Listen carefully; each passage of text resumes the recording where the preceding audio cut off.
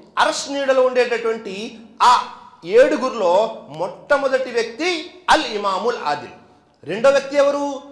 వషాబు Nasha fee ఇబాదతిల్లాహ్. ఆ యువకుడు ఏ యువకుడైతే తన పూర్తి యవ్వనాన్ని అల్లాహ్ యొక్క ఆరాధనలో గడిపాడో, అల్లాహ్ తన ప్రభు అయినటువంటి అల్లాహ్ యొక్క ఆరాధనలో గడిపినటువంటి ఆ యువకుడు కూడా అర్ష్ నీడలో ఉంటాడు రేపు తీర్పు దినం రోజు. ఇక్కడ అల్లాహ్ యొక్క ఆరాధనలో కేవలము యవ్వనంలో ఉన్నప్పుడే మనం ఆరాధన చేయాలా, వృద్ధాప్యంలో చేయకూడదా, బాల్యంలో చేయకూడదా అనే ప్రశ్న కూడా వస్తుంది. కానీ అల్లాహ్ తఆలా తెలియజేస్తున్నాడు ఏమని? వాబుద్ రబ్బక హత్తా యాతియకల్ యకీన్. నిశ్చయమైనది అనగా మరణం వచ్చేంత వరకు మనము మన సృష్టికర్త అయిన అల్లాహ్ను ఆరాధిస్తూ ఉండాలి. అంటే చనిపోయేంత వరకు ఆరాధనలోనే ఉండాలి. కానీ ముఖ్యంగా ఇక్కడ యవ్వనం యొక్క ఆరాధన. ఆ యువకుడు ఏ యువకుడు తన పూర్తి యవ్వనాన్ని అల్లాహ్కు అంకితం చేశాడో ఆరాధనలో.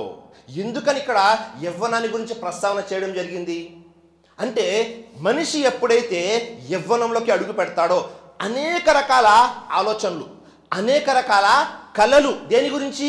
భవిష్యత్తు గురించి.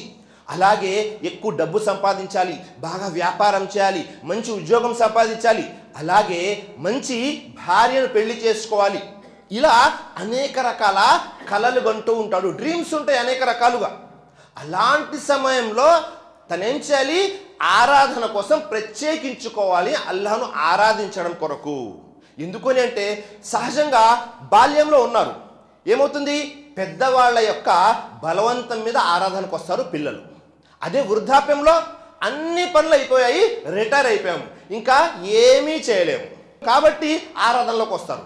కానీ ఒక మనిషి యవ్వనంలో ఉన్నాడు అంటే అన్ని శక్తి సామర్థ్యాలు ఉంటాయి, ఏదనుకుంటే అది చేయగలడు. తన మీద ఎవరి యొక్క ఒత్తిడి కూడా ఉండదు, ఎవరి ప్రభావం ఉండదు. తను కావాలనుకుంటేనే ఆరాధనకి రాగలడు.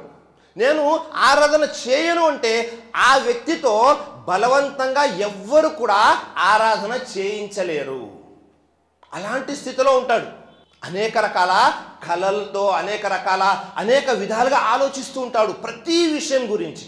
ఆ సమయంలో అల్లాహ్ యొక్క ఆరాధన చేయాలి. మరీ ముఖ్యంగా యవ్వనంలో మనిషి ఎలా ఉంటాడు అంటే బద్ధకస్తుడుగా ఉంటాడు. ప్రతి పని కూడా ఏదైనా బాధ్యత ఇస్తే నేను తీసుకోను అంటుంటాడు, ఏ బాధ్యత తీసుకోడు. కానీ కోరికలు ఎక్కువ ఉంటాయి, కోరికలు తీర్చుకోవాలన్న ఆలోచనలో ఉంటాడు. బద్ధకం ఎక్కువ ఉంటుంది, అలాగే కోరికలు ఎక్కువ ఉంటాయి. కాబట్టి ఇక్కడ యవ్వనంలో ఆరాధన అనేది చాలా ముఖ్యమైనటువంటి అంశం సోదరులారా.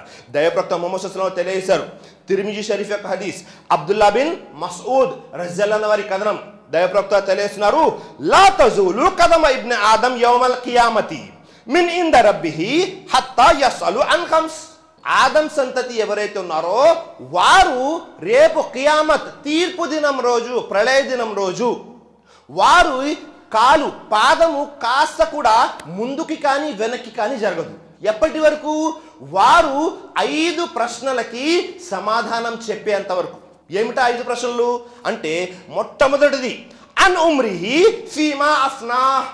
నీవు నీ యొక్క జీవితాన్ని ఎలా గడిపావు, ఎక్కడ గడిపావు, పూర్తి జీవితం గురించి ప్రశ్నించడం జరుగుతుంది. మొట్టమొదటి ప్రశ్న. రెండో ప్రశ్న అన్ షబాబిహి ఫీమా అబ్లాహ్. నీ యొక్క యవ్వనంలో ఏవైతే శక్తి సామర్థ్యాలు ఉన్నాయో అవి ఎక్కడ ఉపయోగించావు, రెండో ప్రశ్న. మూడో ప్రశ్న మరియు నాలుగో ప్రశ్న ఏమిటి? వ అమ్మాలిహి మిన్ ఐనక్తసబహు వ ఫీమా అన్ఫకుహు. నీవు ధనాన్ని ఎక్కడి నుంచి సంపాదించావు, సంపాదించిన ధనాన్ని ఎక్కడ ఖర్చు పెట్టావు, మూడో ప్రశ్న మరియు నాలుగో ప్రశ్న. ఐదో ప్రశ్న ఏమిటి? వ మాజా అమిల ఫీమా అలిం.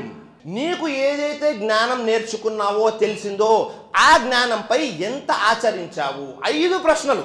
మొట్టమొదటి ప్రశ్న జీవితాన్ని ఎక్కడ ఎలా గడిపావు. రెండో ప్రశ్న ఆ జీవితంలో యవ్వనంలో ఉన్నటువంటి శక్తి సామర్థ్యాలని ఎక్కడ ఉపయోగించావు. మూడో ప్రశ్న ధనం ఎలా సంపాదించావు. నాలుగో ప్రశ్న ఉన్నటువంటి ధనాన్ని ఎక్కడ ఖర్చు పెట్టావు.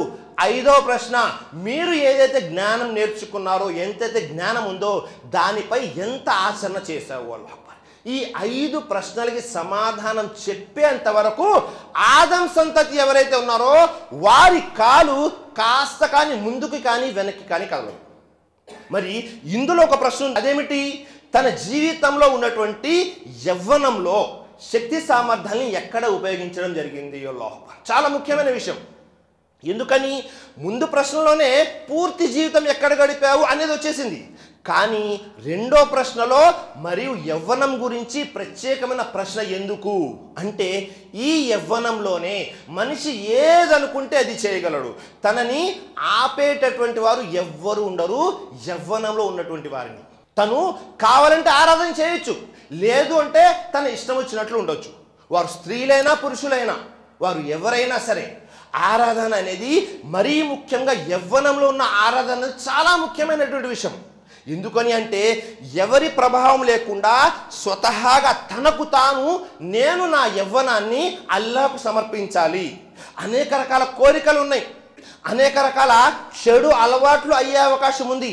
వాటిలన్నిటికీ దూరంగా ఉంటూ నేను అల్లాహ్ను ఆరాధించాలి అనే ఆలోచనలో వచ్చి పూర్తి యవ్వనంలో కొంత భాగం కాదు, పూర్తి యవ్వనాన్ని కేవలము తన సృష్టికర్త అయినటువంటి అల్లాహ్ యొక్క ఆరాధనలో గడిపినటువంటి వ్యక్తి కూడా రేపు తీర్పు దినం రోజు అర్ష్ యొక్క నీడలో ఎవరైతే 7 అదృష్టవంతులు ఉంటారో అందులో కూడా ఇతను ఉంటాడు. కాబట్టి యవ్వనంలో చేసే ఆరాధన చాలా ముఖ్యమైనది సోదరులారా.